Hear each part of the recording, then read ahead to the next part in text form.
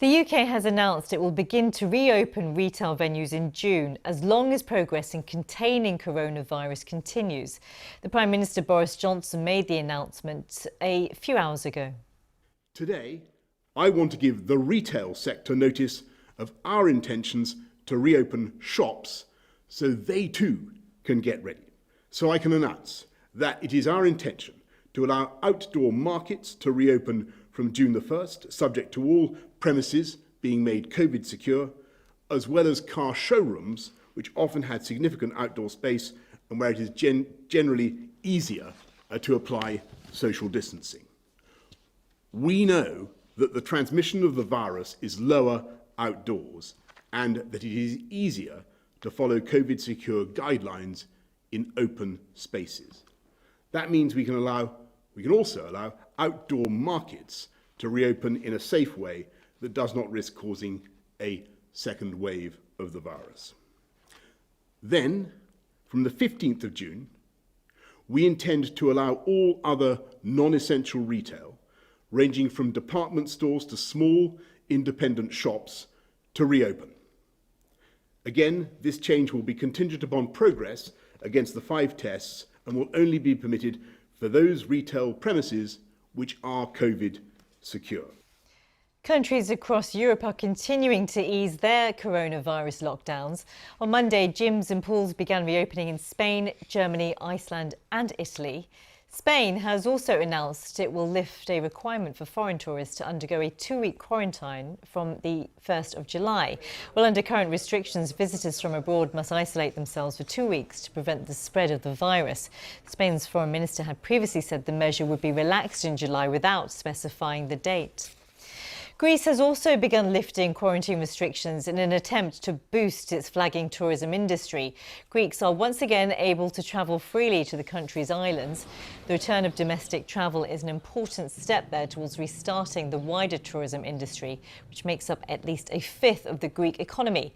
Ferry services to the islands are operating with reduced capacity to ensure social distancing, and passengers are also having their temperatures checked. Here's what Greece's Deputy Foreign Minister had to say about the easing of restrictions. Greece has coped with the COVID-19 crisis pretty well. We had 160 people dead out of the virus, and only 2,000 incidents occurred in the country. So we actually believe that we have contained what has been the first wave of this crisis, of this pandemic, and now it's time to start to opening up. From today, we open up restaurants and bars. Thank God we are living in a country that has pretty much good weather, so we can use the outdoor spaces in order to gather. Since the inner places are still closed. And from June 15, we are going to open the international flights. Well, let's take you to Germany now, where the numbers of new virus infections have fallen sharply over the past month. Swimming pools, shops, bars, restaurants, museums and churches have reopened. Those social distancing rules remain in place. Chancellor Merkel's office is considering extending social distancing for another month until the 5th of July. That's led to disputes between regional governments who want the rules relaxed sooner and allies of the Chancellor who warn that scrapping them risks a new wave of coronavirus infections. Iceland eased its national alert against the coronavirus on Monday. Now public gatherings of up to 200 people are allowed and nightclubs and gyms will reopen. Iceland limited the virus spread through a meticulous test and trace strategy and a full lockdown. It has confirmed 1,804 infections and 10 deaths. Coronavirus tests have been performed on 58,844 Icelanders. That's more than 16% of its people, a greater proportion than in almost any other country. Castles and swimming pools in the Czech Republic have also been allowed to reopen. Restaurants and bars are allowed to start serving customers indoors from Monday as long as they wear a mask. These can be lowered only while eating or drinking. But how easy is it to have your favourite pint of beer while wearing a mask? Well, our Prague correspondent Rob Cameron went to his local brewery to experience the new rules. The Czech Republic has the highest per capita beer consumption in the world, so pubs and restaurants and breweries were hard hit by this crisis. This is Vinohradsky Pivovar, it's my local brewery, and a few weeks ago they were saying they may have to tip hundreds of thousands of litres of beer down the drain. Now in the end they didn't do that, they've stayed open, and from today they can once again serve food and beer inside, which is obviously a crucial source of income for them. But there are, of course, rules and regulations. Yeah, cool. Now, as a journalist, I'm allowed to lower my mask in the course of my job, but as a customer, I'm supposed to keep it on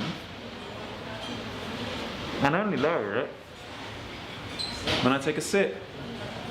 And I'm then supposed to put it back up again. Now, those rules and regulations have only been in place for a few hours, and the question is how many people are going to obey them. But despite the rules, this is, after all, a big day in the land that brought you lager. Rob Cameron there. India has partially restarted domestic air travel as part of a gradual return to normality after 2 months of coronavirus lockdown. But dozens of flights have been cancelled, stranding thousands of passengers across the country. The authorities say the flights were withdrawn because of restrictions imposed by some states affected by the virus. The flight confusion comes as the country recorded its highest daily total of 7,000 new infections. That's taken the total number of confirmed infections to almost 140,000. 154 deaths have been reported in the last 24 hours, with the majority in Maharashtra, the state hit hardest by the virus. More than 4,000 people have died across the country so far. Well, not all states supported the lifting of flight restrictions, and some have introduced mandatory quarantine for those arriving. Divya Arya reports from Delhi. There are far fewer people and orderly queues. This is Delhi Airport, considered the busiest in the country, where flights are resuming after being completely shut down for 2 months. 600 flights are resuming across cities around the country today. Various measures have been put in place at the airports. Baggage of passengers is being screened before they go in. They themselves are going through thermal screening, and the staff has been given face shields and masks. For many passengers, this comes as a big relief. I'm going to my husband's place. So I'm going after almost 3 months. It's a good feeling, but of course we are very scared. Like, I'm sanitizing my daughters every second. I heard the news that we have to be home quarantined for 14 days, but it's not clear about the state government. It's not clear anything about that. Many passengers complain of confusion as state governments have been reluctant to resume air travel. India resumed train travel 2 weeks earlier and has since seen a surge in cases. These trains, which were limited in number, were meant for passenger traffic and for migrant workers wanting to go back home. Now state governments have put in place compulsory quarantine measures for these passengers as they land at their destinations. The aviation sector has estimated $11 billion in losses, loss of jobs, and a reduction in passenger traffic due to the 2-month lockdown. Divya Arya, BBC News, Delhi.